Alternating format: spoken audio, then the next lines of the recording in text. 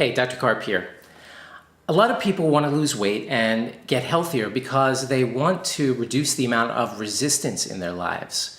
In their imagination, they imagine some future imaginary endpoint where a certain weight and a certain health goal will fix some major issues in their life, physical, emotional, etc. Resistance in general, however, which I've spoken about before, is a necessary component of growth. It's also how we interact with the world around us. It's the resistance of the clay against the potter's hands. It's the tossing and turning of the ocean that creates the beauty of the driftwood, and the examples go on and on. In our lives, when we focus on a direction and are not staking everything on a specific outcome, then we can maneuver and adapt as natural resistance comes, and it always comes in some fashion. Here's the good news. The resultant creation, or endpoint, is often unexpected, and it's often a lot more beautiful than we ever would have imagined. Many of us, however, mistake our health as a right and not a privilege.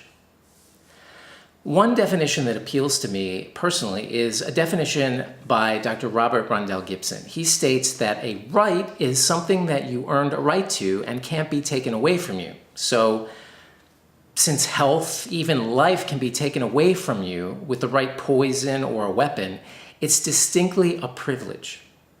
So as he says, maybe the greatest way to lose your privileges is to mistake them for rights.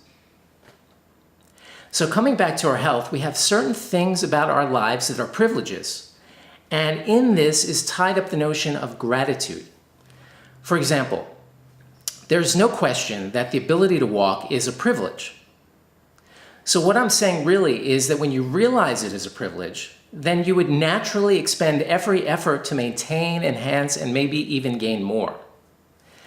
This is really the difference between greed and gratitude. Greed wants more, better, and different from something that one has taken for granted.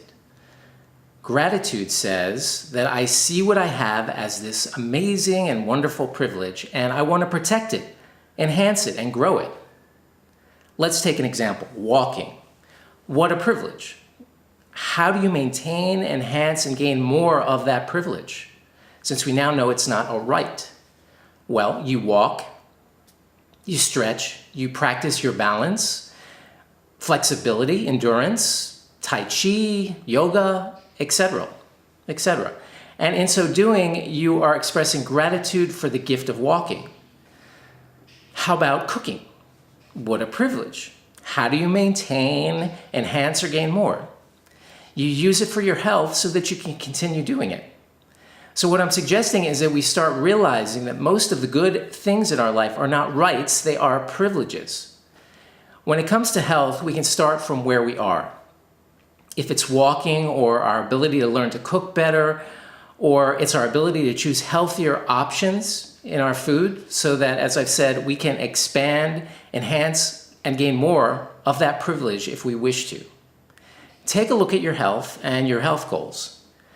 I bet you are already a very privileged human being.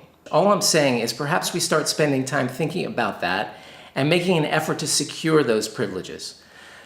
Look, don't believe a word of what I say. Try it out and then make your own decision. Thanks for listening. This is Dr. Karp signing off. I need to get back to work.